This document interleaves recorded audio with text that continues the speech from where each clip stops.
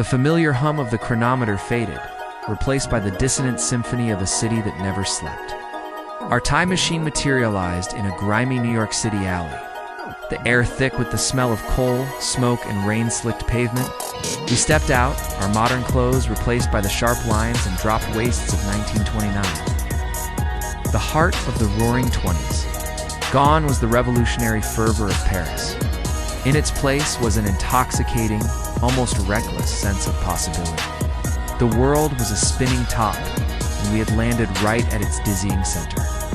Manhattan was a forest of steel and stone. A testament to human ambition reaching for the heavens, we walked down bustling avenues, our heads craned back to take in the Art Deco marvels clawing at the sky. The Chrysler Building, still a skeleton of girders, but climbing higher each day, was a promise etched against the clouds. The streets below were a whirlwind of activity, honking motor cars. Newsboys shouting headlines, and a river of people swept up in the electric current of prosperity.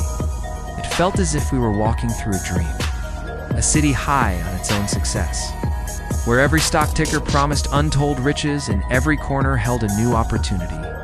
The air buzzed with jazz music spilling from open windows, and a palpable energy that made anything seem possible.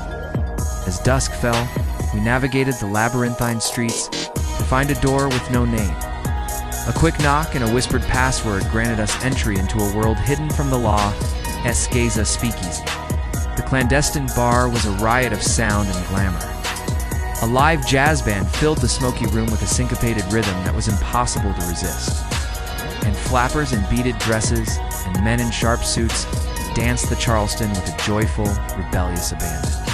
We found a small table in the corner, soaking in the vibrant atmosphere of defiance. Here, in this secret haven, the spirit of the jazz age was alive and untamed. A celebration of life lived in the moment for the moment.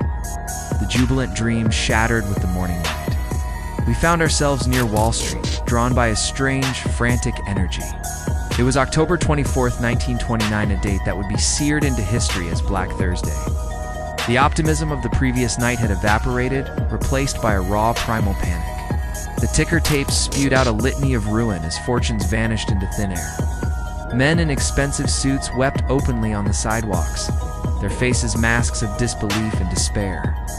The city's electric buzz had become a roar of anguish. A collective scream as the magnificent engine of prosperity seized and crashed in a spectacular, terrifying implosion amid the chaos and the sea of desperate faces. Chloe grabbed my arm, her eyes wide. "There," she whispered, pointing through the crowd. It was the same enigmatic figure we had seen in Paris, the one who seemed to be a step behind us through time. But the calm, watchful demeanor was gone. Now, she was a woman swept up in the same frantic tide, her face etched with urgency. She saw us, and her expression shifted to one of recognition and alarm.